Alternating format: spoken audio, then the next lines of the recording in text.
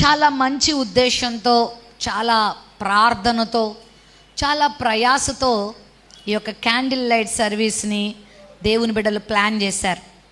మరి తెలుగు బ్యాప్టిస్ట్ సంఘంలో ఉన్న స్త్రీలందరూ కూడా మరి మీ యొక్క సంఘ క్షేమాన్ని యోచించి ఈ చక్కని కార్యక్రమాన్ని అందించారు. మరి మీరు కూడా వారికి ఆ విధంగా ప్రతిస్పందించారు.